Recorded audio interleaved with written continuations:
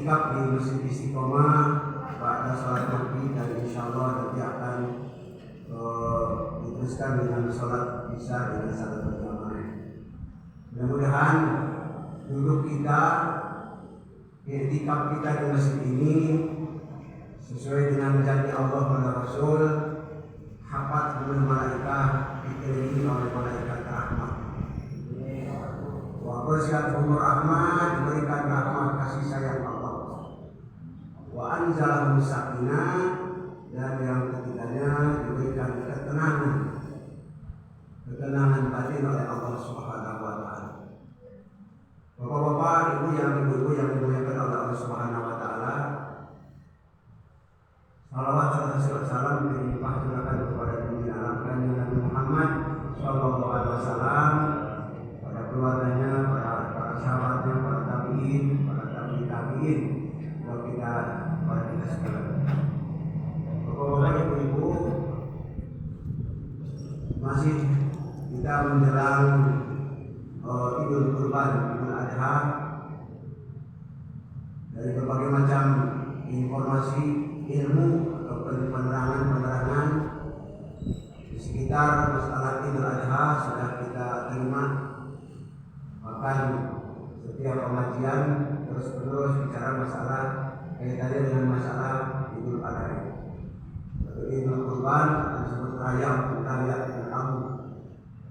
Kalau kita tahu pada hari ini ya, saudara-saudara kita yang pernah melaksanakan ibadah haji sudah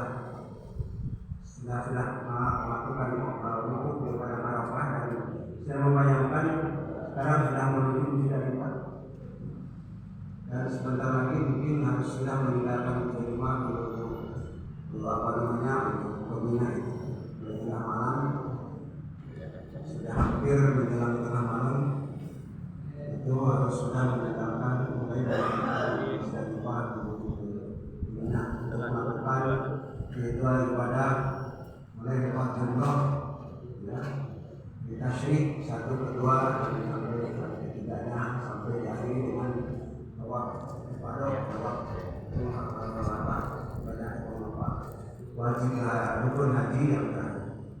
Karena rahimahumullah, maka kita yang di luar surat kita ibadah, maka tetap harus mengagunkan ya bulan agung ini, Zulhijjah ini, dengan memperbanyak amal ibadah.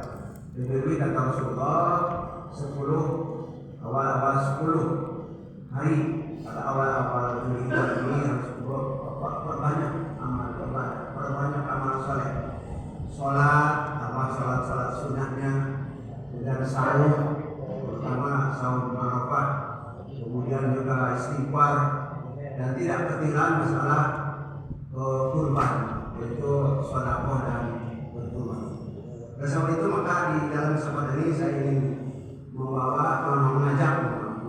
mengajak pada bapak ibu untuk bicara masalah kemarin bagaimana berkurban, sekarang kaitannya dengan binatang kurban, udhiyah.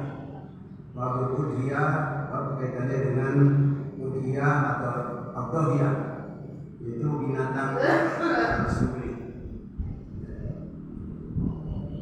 Bapak-bapak, ibu-ibu, ini disyariatkan oleh Allah melalui Al-Quran, yaitu yang kita sudah kenal, surat Al-Kautsar. A'udzubillahi minasyaitonirrajim. Inna a'tainakal kautsar fasholli lirabbika wanhar inna syani'aka wal abtar. Ini syariat dalil atau disyariatkannya kita untuk melaksanakan ibadah kurban pada hari raya Idul Kurban. Sesungguhnya kami telah memberikan kepadamu al-kautsar, nikmat yang besar. Kautsar, fasholli lirabbika wanhar, maka oleh sebab itu hendaklah Anda mendirikan sholat, atau dirikanlah oleh sholat lirabbika, karena Tuhanmu, karena Allah, wanhar, dan berkurbanlah atau sembelihlah kurban, hewan kurban. Inna syani'aka wal abtar, sesungguhnya orang-orang yang membencimu adalah orang-orang yang terputus maksudnya terputus dari rahmat Allah Subhanahu wa taala ini. Jadi udhiyah itu atau duhiyah adha, Idul Adha, dan hari Id Adha itu dari hari raya kurban, hari raya penyembelihan kurban. Nah itu yaitu seperti ada unta, ada sapi, atau kerbau, kambing atau domba. Ya. Nah, pada hari raya Idul Adha, hari raya Idul Adha, hari raya kurban, Idul Kurban. Ini hari raya penyembelihan hewan kurban. Dan di sini ada keterangan bahwa Rasulullah SAW dalam surat Al-Hajj ayat 36, wal budna ja'alna lakum min syairillah lakum biha khairun. Dan telah kami jadikan untukmu min syairillah, dan budna guna itu kontak, min syairillah dari syiar-syiar Allah. Lakum fiha khairun, ya. Maka sebutlah nama Allah khairun dengan memperoleh kebaikan, dan sebutlah nama Allah ketika kamu menyembelihnya. Jadi ini dicontoh dalam itu unta ya. Jadi ada sebut nahar, nahar itu penyembelihan binatang kurban, disebut nahar. Wanhar, berkurbanlah, disebut nahar, artinya penyembelihan binatang kurban. Nah, kemudian bagaimana keutamaan kurban? Nah, ini ada beberapa hadis yang disampaikan di dalam kaitannya masalah kurban. Di antaranya hadis yang diriwayatkan Imam At-Tirmidzi, diriwayatkan oleh dari Siti Aisyah, Rasulullah bersabda, "Man amila adamin min amalin yauman nahri ahabba ila Allah min ihraqid dam. Innaha la ta'ti yaumal qiyamah bi quruniha wa ash'ariha wa adlabiha wa inna dama la yaqulu min Allah bimakanin qabla ayyaqa al-aqi fatihu biha nafsan." Seorang anak Adam, atau tidak ada amal seorang manusia pada hari Idul Kurban, pada hari penyembelihan kurban, yang ahabba ilallah, yang sangat dicintai oleh Allah, min ihraqid dami, daripada penyembelihan hewan kurban atau memancarkan darah hewan kurban. Innaha la ta'ti yaumal qiyamah, sesungguhnya hewan kurban akan datang pada hari kiamat dikurunya dengan tanduk-tanduknya. Artinya harus sempurna, tidak boleh yang sukun. Was'ar wa as'ariha, dan bulu-bulunya, maka tidak boleh yang gundul. Wa adlafiha, dan kuku-kukunya. Wa inna dama la yaqumu min Allah bimakanin, sesungguhnya darah yang telah diterima oleh Allah dimakan di tempat ini adalah sebelum darah ini Allah sudah menerima amal atau pahalanya orang yang menyembelih kurban atau yang berkurban sebelum darahnya itu sampai kena ke tanah. Qabla ayaqala lagi, sebelum jatuh ke tanah Allah sudah menerima pahalanya ibadah kurban. Jadi ketika darah mancar dari hewan yang disembelih, maka sebelum darah itu sampai jatuh ke tanah, maka Allah sudah menerima pahalanya. Itu begitu disebutkan di dalam hadis ini Siti Aisyah, fatihu biha nafsan, maka beruntunglah kalian semua dengan pahala kurban itu. Nah ini artinya begitu motif supaya orang termotivasi, terdorong untuk melaksanakan ibadah dengan penyembelihan hewan kurban sampai tadi, ya, sampai darah sebelum darahnya sampai ke bumi, ke tanah, itu Allah sudah menerima pahalanya.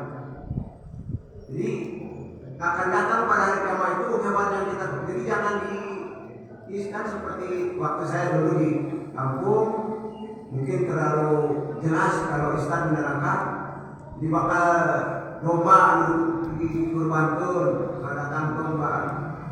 Tapi digambarkan maka ditumpahkan segala macam.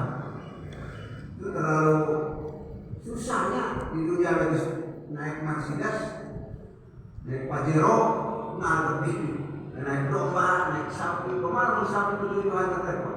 Jadi bukan itu terjemahannya, maksudnya bukan itu, tapi ini akan menjadi saksi di hadapan Allah. Kurban yang disembelih oleh yang berkurban itu akan datang pada hari kiamat itu, yang lengkap dengan tanduknya, dengan bulunya, dengan kukunya. Jadi ada persyaratan nanti hewan-hewan yang boleh dijadikan hewan kurban itu yang bagaimana, ada persyaratannya. Dengan hukumnya ini kemarin dari Pak Habib sudah kita mendengarkan hukumnya. Hukum dari penyembelihan kurban. Ibadah kurban adalah sunnah makan. Jadi sini ada para ulama, Imam Asy-Syafi'i dan Imam Maliki itu mengatakan sunnah makan, sunnah yang sangat dikuatkan. Makan namanya, sangat dikuatkan. Seperti sholat sunat rawatib, sholat yang mengikuti fardu. Qobliyah ba'diyah. Jadi antara itu qobliyah ba'diyah itu yang bisa subuh, duhur, maghrib, asar, maghrib, subuh, isya subuh. Itu ada yang sunnah rawatib yang muakkad, yang sangat dikuatkan kesunahannya. Artinya tidak ditinggalkan, tidak pernah ditinggalkan Rasulullah. Sangat itu menurut yang muakkad. Jadi kurban itu Imam Syafi'i dan Maliki menghubungkan sunnah muakkad. Nah kemudian Imam Hanafi dan Hambali itu menyebutkan wajib bagi yang mampu dan bermukim di suatu tempat dalam beberapa waktu. Jadi kalau sedang musafir tidak wajib. Tapi kalau sudah mukim di luar tempat seperti saya mukim di Cibiru dalam beberapa waktu, ketika ada waktu ada kemampuan, maka wajib untuk berkurban, untuk mengeluarkan mengorbankan hewan yang dikurbankan. Jadi ini wajib hukumnya. Jadi sunnah makan adalah sunnah yang sangat dikuatkan oleh Rasulullah SAW. Nah, ini yang dijadikan hukum oleh kita. Ya, pendapat yang paling ini adalah sunnah makan. Jadi tadi kalau ada kemampuan, maka dalam sabda Rasulullah SAW lagi, kalau dia ada kemampuan kemudian tidak mengeluarkan atau tidak melaksanakan kurban, maka jangan dekat-dekat dengan tempat salat kami ancaman Rasulullah. Ya, kemarin itu kalau tidak salah, kalau sudah punya uang sekitar 10 juta, maka dalam 1 tahun mungkin wajib mengeluarkan dalam 1 tahun, lalu pada saat Idul Adha wajib mengeluarkan wajib menyembelih. Tapi pada umumnya dihukumkan sunnah makan. Artinya bagi yang mampu tetap melaksanakan mengeluarkan sebagian rezeki pada saat berada untuk membeli hewan kurban. Kemudian kata Rasulullah di sini ada idza ra'aytum hilalatil hijjah wa arada ahadukum ayyuhi wal yumsik an sya'ri wa asfari. Jadi apabila melihat hilal seperti kemarin tanggal bulan Hijjah bulan haji, kemarin kita kan kalinya itu teman saya tahu dia itu 9-10. Jadi katakan satunya kan tidak terlalu gitu ya.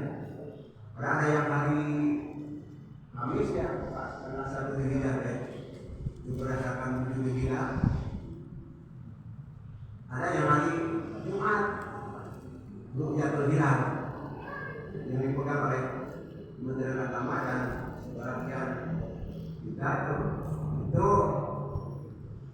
Dari jadi tanggal 1-nya itu hari Jumat. Jumat satu hari Sabtu, hari 10-nya hari Ahad. Nah, ketika pada lihat tanggal 1 Zulhijjah muncul hilal bulan, punya niat untuk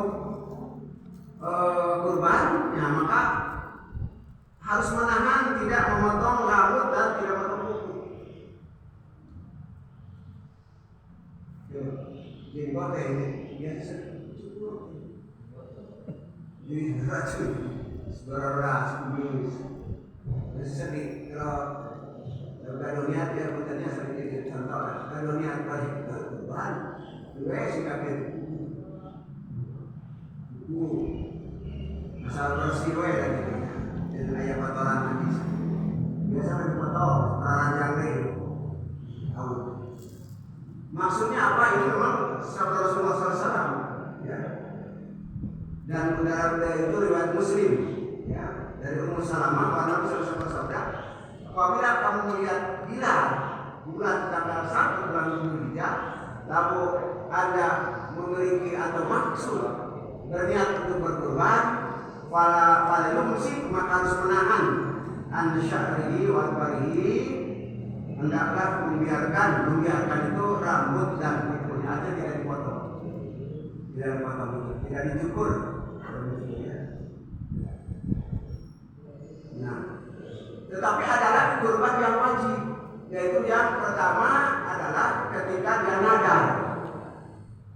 Seseorang yang menadar, jadi kalau saya dapat ini, kalau saya ini, saya akan bernadar akan kurban.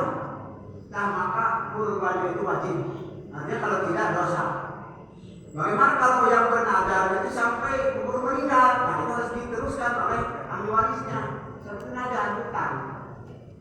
Jadi baru kurban yang akan wajib, berdosa ketika tidak melakukannya itu ketika nazar. Nazar itu berjanji, niat berjanji. Apabila ada sesuatu, ada keberhasilan atau apalah misalnya, saya bernazar ingin berkurban. Nah, itu maka hukumnya wajib. Kalau tidak dosa. Sama di dalam penjelasannya, ketika orang yang sudah bernazar meninggal, maka harus diteruskan nazarnya itu oleh ahli warisnya. Nah, itu saking wajibnya itu. Yang kedua, yang wajib itu, kurban yang wajib itu, apabila dia berkata, ini milik Allah dan ini binatang kurban. Jadi dia sudah berkatakan, dia memiliki ini milik Allah, atau misalkan binatang nanti hewan itu misalkan domba, ini milik Allah dan saya akan kurbankan ini pada saatnya nanti. Itu wajib dilakukan. Jadi ketika seseorang berkata ini milik Allah atau ini binatang kurban, maka di waktu penyembelihan itu maka pada saat itu harus wajib dia melaksanakan kurban. Itu yang disebut wajib. Yang tadi hukumnya pada umumnya adalah dari sunat, maka baru Imam Malik, Imam Hanafi mengatakan wajib ketika ada kemampuan. Hadirin rahimakumullah, bagaimana hikmah berkurban? Itu yang disyarat kurban syarat itu adalah kita seperti yang saya sampaikan tadi, itu mengenang riwayat atau perjalanan Nabi Ibrahim alaihissalam beserta keluarganya. Kita tahu dalam sejarah Nabi Ibrahim beserta keluarganya itu dalam usia yang sudah renta, yang sudah kuat dalam usia 80 tahun. Kemudian dikandung seorang anak laki-laki, diberi ujian oleh Allah yang begitu berat oleh sendiri, maka perintahnya dilakukan. Kemudian yang itu diperoleh adalah ketaatan dan pasrahan Nabi Ibrahim kepada Allah atas perintahnya. Maka mulailah di situ berkurban sampai diganti oleh puas. Nah, ini mengenal, hikmahnya itu untuk mengenal sejarah perjalanan Nabi Ibrahim alaihissalam beserta keluarganya. Hadirin rahimakumullah, di dalam Al-Quran dijelaskan Ibrahim itu kan disebut Khalilullah, kekasih Allah. Abul Anbiya, bapaknya para nabi. Sebab Nabi Muhammad itu berasal dari keturunan Nabi Ibrahim dari Nabi Ismail dan Siti Hajar. Ibrahim itu ketika punya istri Siti Syarah, sudah tahun-tahun belum punya anak, kemudian ingin punya anak, lalu dia nikah dengan Siti Hajar. Itu berdoa terus menerus, Rabbi habli minas sholihin, baru dikaruniai oleh seorang anak yaitu dari Siti Hajar, yaitu Nabi Ismail. Ketika Nabi Ismail lahir dari Siti Hajar, maka Nabi Ishak lahir dari Siti Syarah. Nah, Nabi Muhammad itu berketurunan dari Nabi Ismail sampai kepada Nabi Muhammad SAW. Nah, disebut bapaknya para nabi, Abul Anbiya, Khalilullah, kekasih Allah. Sebab begitu cobaan yang berat yang diberikan kepada Ibrahim, Nabi Ibrahim semuanya lulus sampai ke aslim, berserah dirilah kamu, kata Allah. Lalu Ibrahim berkata, aslamtu li rabbil alamin, aku berserah, aku pasrahkan diri, aku menyerahkan diri li rabbil alamin, kepada Tuhan semesta alam. Sampai diabari oleh Allah, sampai kita baca terus menerus dalam sholat, kita masalah ta'ala Ibrahim diabadikan di dalam sholat yang biasa kita lakukan, sampai diteruskan syariatnya oleh syariat Nabi Muhammad. Di banyak riwayat syariat Nabi Muhammad yang melanjutkan dari syariat Ibrahim, seperti ibadah haji itu semuanya itu adalah praktek Ibrahim dan keluarganya, ya, dari mulai sa'i, lari-lari kecil mencari air, ketika di lembah Tandus ditinggalkan oleh Ibrahim harus pergi ke Mesir, kemudian lagi meninggalkan anak dan istri yang tidak ada sumber makanan dan sumber air, maka bolak-balik itu Siti Hajar bolak-balik sofa marwah 3 kali. Lalu Allah mengutus malaikat Jibril untuk memberikan air sampai jam air gini kumpul sampai berkumpul lah, maka terserah air jam sampai hari ini tidak habis itu. Sampai habis. Bapak dan Ibu yang sudah berangkat ke sana sudah bisa membayangkan, di Madinah saja kita tidak henti-hentinya minum air jam-jam. Disuplai dari Mekah ke Madinah Nabawi ke Nabawi. Kalimatnya di rumah-rumah tidak ada itu, tapi di masjid gitu ya. Kita semuanya hampir beberapa juta yang datang ke sana pasti minum. Apalagi di Haram, di sumbernya itu. Di sumbernya di dekat Ka'bah, itu di Ka'bah. Nah, ini sejarahnya itu dari itu jam-jam berkumpul. Ya, maka berkumpul. Kemudian itu jadilah ritual ibadah haji.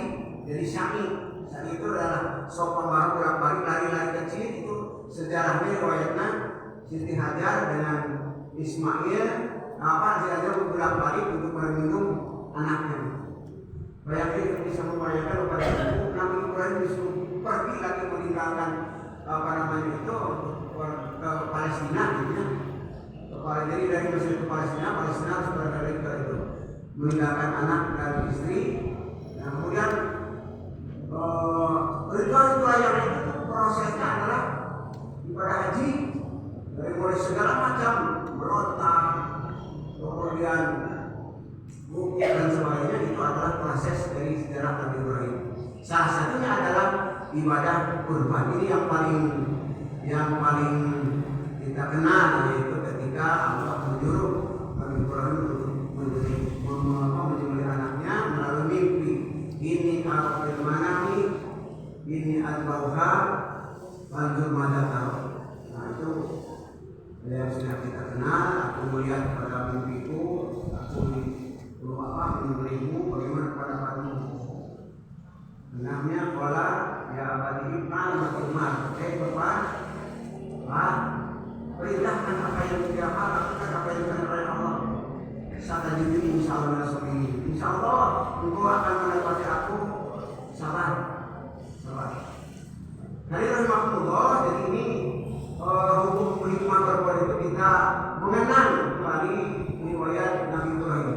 Sampai bapak-bapak itu doa kepada Nabi Ibrahim dikabul oleh Allah sampai negeri kota Mekah yang tandus, tidak ada apa-apa, tidak ada air pun belum ada waktu itu. Sampai Nabi Ibrahim berdoa supaya menjadi negara yang itu subur, sampai mendapatkan banyak buah-buahan, yang banyak buah-buahan dan segala macam sayuran, sehingga itu dikabulkan oleh Allah.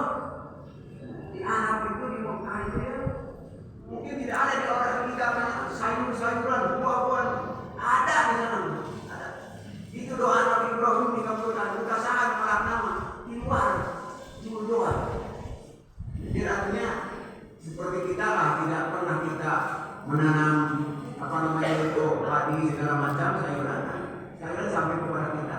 Di sana pun sama ketika waktu Nabi Ibrahim berdoa, ya Allah semoga ini Bapak tuh banyak buah-buahan dan sayuran kabulkan oleh Allah Subhanahu wa taala sehingga menjadi daerah yang banyak makanan dan sayur-sayuran buah-buahan. Kemudian kata Bapak, inna ahya ayyamu aklin wa syurbin wa dzikrin lillahi azza wa jalla. Rasulullah bersabda, hari ini adalah hari makan dan minum dan zikir kepada Allah azza wa jalla. Jadi hari Idul Adha, Rasulullah berkata hari adalah hari makan, hari minum dan zikir kepada Allah Subhanahu wa taala. Diharamkan untuk saum pada hari Idul Adha, pada hari Idul Adha. Kita ini mendapat pengumuman tanggal 1 ya. Seperti besok sebagian besar umat Islam Indonesia sudah merayakan Idul Adha besok. Di pesantren saya di Darussalam Ciamis itu besok melakukan sholat Idul Adha besok hari Sabtu. Banyak bagi kita ya. Lalu pada umumnya sebagian besar yang pada itibar pada pemerintah melalui menteri agama itu Idul Adhanya ya kita ikuti saja keyakinan kita, saja pengetahuan kita berdasarkan keilmuan hasil ijtihad para baik. Saya punya kalender di rumah ketiga Pak. Tanggal hijrah hari Kamis. Tapi rumah yang jadi tanggal tahun hijriah itu. Ada sekali libur hijriah itu. Libur hijriah masih bakal gitu. Tanggal satu hijriah belum ada tuh. Sesuai dengan kalender tanggal hijriah yang merah. Makanya mungkin harus cepat-cepat nanti dia akan menentukan tanggal 1 hijriah. Cepat-cepat itu perluan itu meru'yah itu. Daerah tahu kapan tanggal 1 hijriah. Apa bulan tahun baru Muharram. Ya. Jadi ini kita ini saja dari tiba pada Kementerian Agama yang sudah ulama-ulama hasil para ulamanya meyakin soal ini ibadah. Mereka harus yakin, tidak boleh ragu-ragu. Ya, kemudian binatang yang diperbolehkan untuk berkurban dan untuk ikut berkurbankan, ya. Pertama itu unta. Itu yang pertama disebut dalam al-walbuna, unta, sapi, kemudian kambing, dan kita domba. Nah, selain yang 3 ini, ya, selain yang kambing atau domba ini, jadi sapi, unta, sapi, kambing dan kerbau itu tidak diperbolehkan. Artinya kalau untuk binatang kurban yang disyariatkan oleh Rasulullah tidak boleh. Tapi kalau saya seperti Ibnu Abbas mampu berkurbannya hanya hewan, bukan ayam, ya berkurban dengan ayam. Tapi tidak boleh syariat kuliah, tidak boleh syariat penyembelihan kurban. Mulai kemarin kata Pak Akil keterangan, saya mampu beli 1 kilo daging, beli ke pasar, ini kurban bagi-bagi. Tapi tidak masuk pada syariat kuliah, syariat penyembelihan hewan kurban. Yang pertama harus unta, sapi, kambing. Ya, Ya, yang sejajar itu ada kerbau, kemudi, beras, kambing ya. Kita mah domba. Kalau biasa di Jakarta itu kambing ya. Kambing koprok kalau yang telinganya panjang. Nah, kemudian di sini ada lihat terus Allah alamakum bahimatul an'am. Terlihat supaya mereka menyebut nama Allah terhadap binatang ternak yang telah dirizkikan oleh Allah kepadanya. Jadi kemudian selanjutnya yang tidak boleh dikurbankan, ini ada beberapa ini yang tidak boleh dikurbankan. Pertama yang penyakit ya jelas sekarang ya. Makanya kemarin panitia harus hati-hati kita membeli kalau sapinya atau kawannya berpenyakit. Ya sekarang katanya banyak yang jauh tidak boleh masuk ke daerah Jawa Barat, termasuk ke Bandung, dan kalau berpenyakit. Tapi alhamdulillah dari sedapnya yang bertahian daripada bagian sewa hewan ternakan begitu teliti ya, jangan sampai ada hewan kurban yang dijual yang mengandung penyakit berbahaya. Islam pun itu mengatur ya. Yang kedua yang pecah ya, jelas terlihat sekali. Jadi pecah, domba pecah apalagi kita dua-duanya itu termasuk cacat. Jadi yang cacat ya, yang pecah ya. Kemudian yang pincang, yang jalan pincang, yang putus telinganya ya. Yang telinganya yang pincang tidak putus. Nah ekornya juga yang tidak putus. Namun lainnya sapi buntutnya sapotong berarti putus, itu cacat. Hati-hati ya. Kemudian tidak kurus. Dalam bahasa ini wal ajfa'ul lati la tulbi. Di bahasa hadis yang lurus ya, lurus sekali, jadi lurus karena lurus ya. Yang lurus, kemudian yang tidak putus telinga, yang tidak putus ekor ya. Yang sumsum tulangnya tidak ada. Sumsum tulang itu karena saking kurusnya ganting, tidak boleh. Mungkin supaya panitia air nerima jambat kurus ini tapi itu tidak boleh persyaratan. Varios ya, kurbanan varios dah mana pecah buntutnya mesti ayah, namun jalur jadi sukun. Hanya jantung tapi jalur jadi sukun. Tungkai ayah kandung anu sapatong anu rusak. Ini ada arba'atul zilul adha. Ada 4 penyakit pada binatang kurban yang dengannya tidak memadai, tidak mencukupi. Al-arau yang pecah, al-bayin al-ruha jelas pecahnya. Wal maridoh yang sakit, al-bayinu al-ruha yang jelas sakitnya. Seperti penyakit yang sekarang itu ya. Wa arja'u yang pincang, al-bayinu yang jelas pincangnya. Wal ajfa'u lati la tulki, dan yang lurus, yang lurus sekali, jadi tulangnya tidak ada, sum-sum tulangnya tidak ada, terlepas. Nah, persyaratannya tidak boleh. Yang cacat telinga, cacat kandung, cacat ekor, nah itu juga tidak dipersyaratkan. Jadi Islam pun memperhatikan lebih masalah penyakit, berbahaya.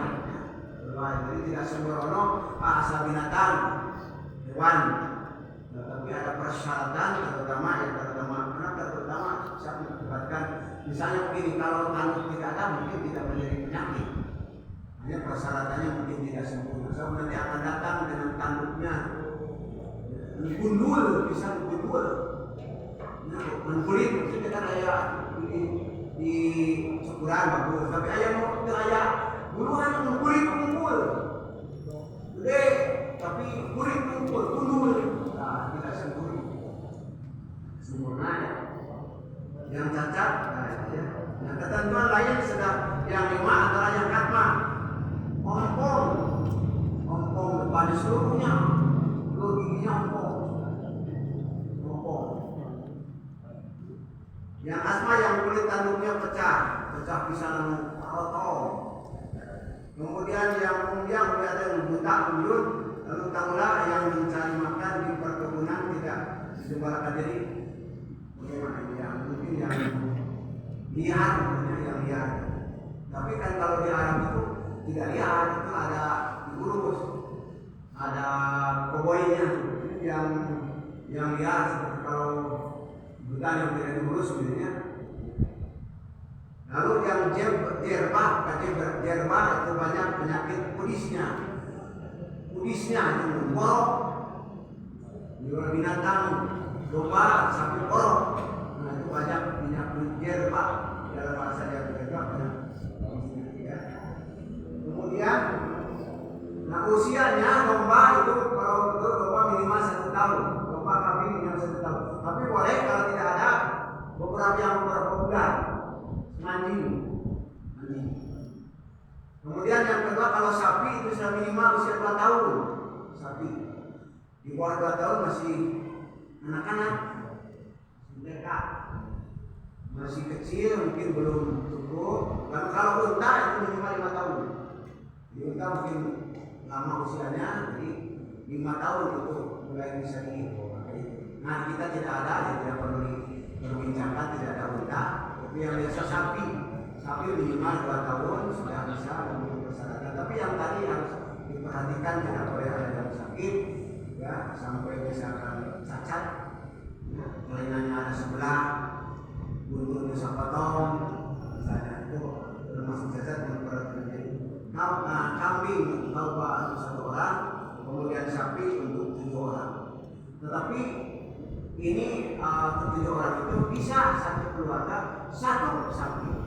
Bukan berarti ini saya punya untuk kurban 1 sapi, tapi kan ini untuk dibagi-bagi tidak ada 7 orang ini. Misalnya tidak perlu. Jadi kalau rumah punya 1 sapi, tetapi minimal 1 ekor domba. Makanya di sini ada istilahnya berkurban dengan apa? Berkurban dengan ini yang bergabung itu ya sebentar ini reongan 7 orang menurunkan sapi.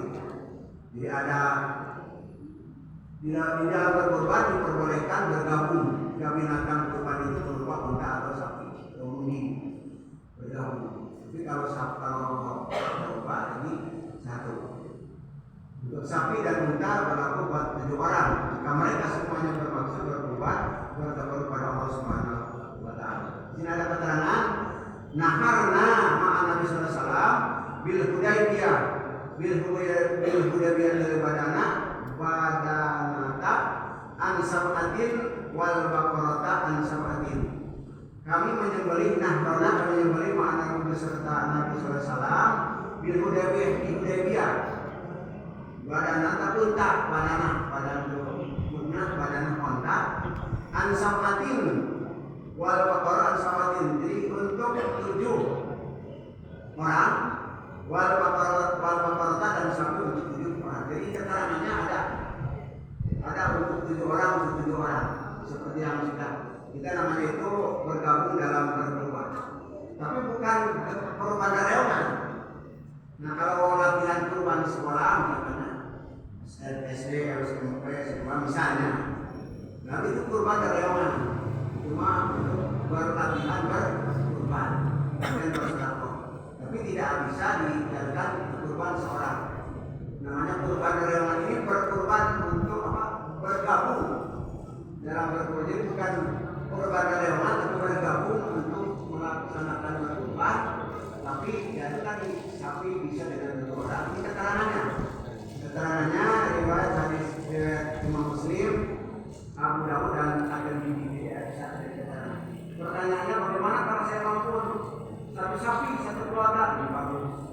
Bagusnya satu sapi kalau mampu. Kemudian pembagiannya, gitu ya, sampai kepada waktu pembagian daging kurban. Sunatkan bagi orang yang berkurban memakan daging kurban. Sunatkan. Kemarin ini ayah berkurban, jadi berkurban itu. Berkurban. Anjurnya sampai dekat mana dah anjurnya? Sampai sana kayak sampai anjurnya satu keluarga. Mampu makan dan misalnya. Ayat tadi. Ya, ukur berkali-kali. Jadi berkurban, tapi tidak makan sedikit pun tak satu keluarga. Bagaimana keterangannya?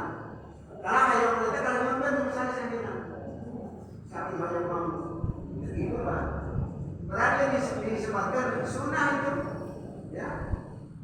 Sunatkan bagi orang yang berkurban memakan daging kurban dan menghadiahkannya pada kerabat dan menyedekahkannya pada orang lain. Di sini makan ada yang afdal bahwa ia memakan sepertiga, bersedekah sepertiga, dan menyimpan sepertiga. Jadi Pak ada keterangan boleh dan kurban simpan dijadikan dendeng boleh, tidak larangan. Karena ada keterangan ini tidak boleh makan lebih dari satu asli. Jadi rumah boleh dibiarkan itu. Tidak bisa Pak, karena boleh sampai disimpan. Di dendeng disimpan sekarang bisa dimakan boleh. Jadi ini keterangannya. Dahulu watimu wadakhiru. Kata Rasulullah SAW, ya, makanlah dan berilah makan kepada kamu dan simpanlah. Jadi boleh makan tersendiri sepertiga, terus keluarga maksudnya. Kemudian disedekahkan sepertiga, lalu disimpan sepertiga. Jadi kalau satu sapi, kalau satu domba deh, 1/3 dimakan, 1/3 dibagikan, tetangga 1/3 simpan. Boleh. Tapi kita tidak ada yang begitu. Kita harus diatur sebagai bapak bos. Dan kalau yang bukan itu ambil 1/3. Boleh untuk keluar yang perempuan makan pada sini pun pada dibagi pada makan. Tak seperti 2/3 lagi pernikahan ada yang berhak begitu. Saya kira begitu bagus kan. Tapi yang jelas ada keterangan tidak ada larangan bagi orang yang berkurban untuk makan dan kurban. Tidak. Ini pernah terjadi Pak. Tapi kita pakai kerana ada di mana? Di air pisang memang oke. Malah yang membagi itu nyaris. Kalau imam dari kurban kalau itu tidak saya Pak. Ayat keterangan ke mana keterangan? Dengan jelas berdasarkan keterangan sahabat Rasulullah SAW, makan sunnah silakan makan. Ya, kalau saya tidak senang ya tidak apa-apa. Tapi yang jelas diperbolehkan bahkan nyimpan pun boleh makan. Simpan. Tapi itu tidak saja mungkin tidak diatur seperti yang dibantu. Sasapi punya masa keluarga misalnya. Bisa tahun misalnya. Maya. Atau sadoma punya ina. Atau kita memahami apa ya? Jadi bapak-bapak dan ibu-ibu ini bagian daging sapi yang lainnya dibagikan ya. Nah, kemudian waktu penyembelihannya itu adalah pertama setelah selesai sholat Idul Adha. Jadi setelah sholat Idul Adha, kemudian sebaiknya pagi-pagi setelah terbit matahari. Jadi pagi sampai hari terakhir di Malaysia. Jadi kalau menyembelihnya sebelum sholat Idul itu termasuk penyembelihan keluarga. Tidak termasuk kuliah hewan kurban. Misalkan sebelum sholat sudah disembelih, sebelum sholat sudah disembelih kurban. Padahal sudah hari itu sudah kurban, tapi sebelum sholat Id itu termasuk penyembelihan untuk keluarga, tidak termasuk kepada ini. Jadi ini awal amanah pada umi biyaumina ada anusaya sumana dia panan haro. Waman fa'ala dzalika faqad asaba sunnatana. Wa man jaba qablu fa inna ma huwa lahmun qadamahu yahi. Laisa min suki fi syai'in.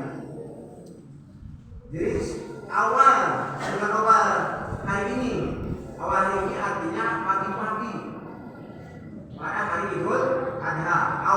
Inna awalana nabda'u. Kita awal hari ini kita sholat. Kata Rasulullah mulai penulisan ini. Kemudian kita kembali dan memotong, jadi sholat kembali ke rumah lalu memotong gitu ya. Nah itu berarti sudah memenuhi sunnah kami kata Rasulullah. Ada termasuk kurban. Wa madakah qablu, maka kalau dia menyembelihnya kemudian sebelum sholat Id, nah wa inna ma huwa lahmun pada bauli ahli, maka ada sembelihan itu dagingnya untuk keluarganya, bersama untuk keluarga. Jadi artinya tidak termasuk kurban.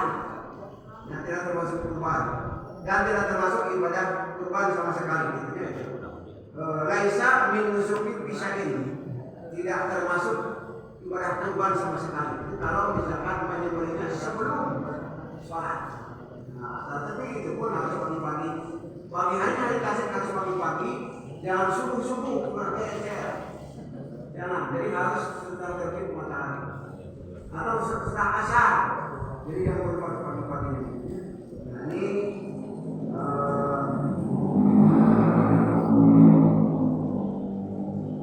Abu Burda berkata pada hari Nahar Idul Adha Rasulullah SAW berkhutbah lalu bersabda, "Man shalla shalatana wa wajjada qiblatana wa nasaka nusukana fala yadbah hatta yusalliya."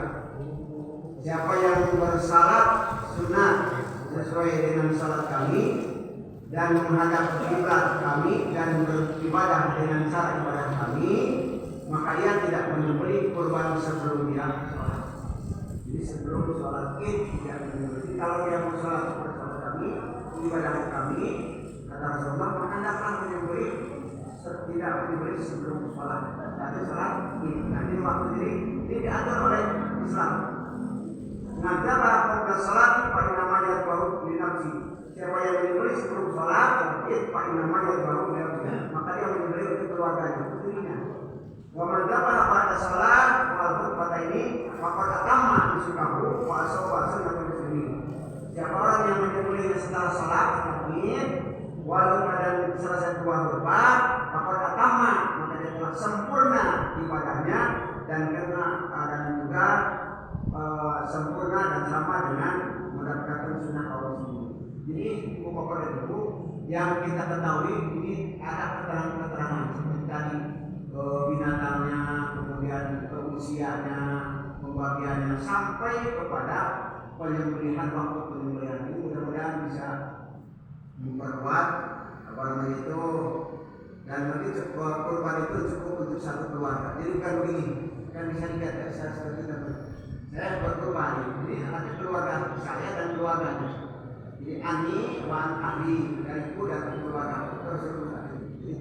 Sekalipun kita disebut tidak ini, saya kurban untuk siapa? Tapi untuk keluarga boleh saja. Saya untuk anak saya, untuk istri, bapak bersama boleh. Ya, tapi sebetulnya itu adalah kita kurban itu untuk satu keluarga. Tidak diidentifikasi satu keluarganya. Di sini ada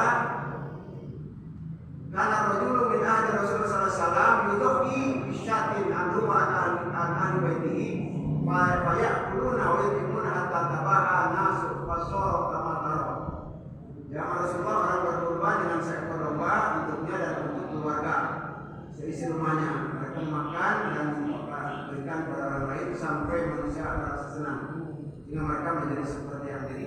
Ya Rasulullah pun begitu, jadi untuk dirinya dan untuk keluarganya. Sekalipun kita tidak disebutkan boleh saja kabel, misalkan ini saya, anak saya. Tapi yang ada kewajiban yang disunah apa yang syariat itu adalah keluarga. Saya sebagai kepala keluarga, bapak dan keluarga. Tentu saja mungkin ini kalau ini untuk anak saya, tapi ini bisa boleh. Bapak dan ibu itulah mungkin penjelasan kita dengan takut dia hewan binatang penyembelihan kurban yang mungkin ini sudah biasa kita sudah kita ketahui dan sudah kita dengar, tapi secara keterangan berdasarkan keterangan ternyata ada tadi harus sempurna, harus apa namanya itu harus yang sehat, tidak boleh ada yang ternyata Islam memperhatikan semua. Tidak sembarangan seperti ibadah, lebih-lebih kaitannya dengan masalah sosial, artinya kaitan dengan manusia. Yang ada manfaatnya, dan insya Allah lagi mungkin kita akan melaksanakan salat bersama di lapangan seperti yang diajarkan Rasulullah SAW di sebagai syiar kita berumat Islam. Supaya memperlihatkan kita bersatu umat ini umatan wahidah, satu umat yang memiliki kekuatan. Jadi sedang melakukan ibadah haji, satu yang seragam ucapan sama kepada baik. Tapi mudah-mudahan ini direalisasikan di dalam kehidupan dengan beberapa kejadian. Sudah kembali ke daerah itu sudah waktu wisata artinya percaya dia kelompok-kelompok mudah-mudahan tidak begini tidak muncul persatuan umat ya satu saja satu ini bukan berguna itu bermanfaat bersatu bersatu kan bersatu di dalam kebaikan. Terima kasih atas perhatiannya.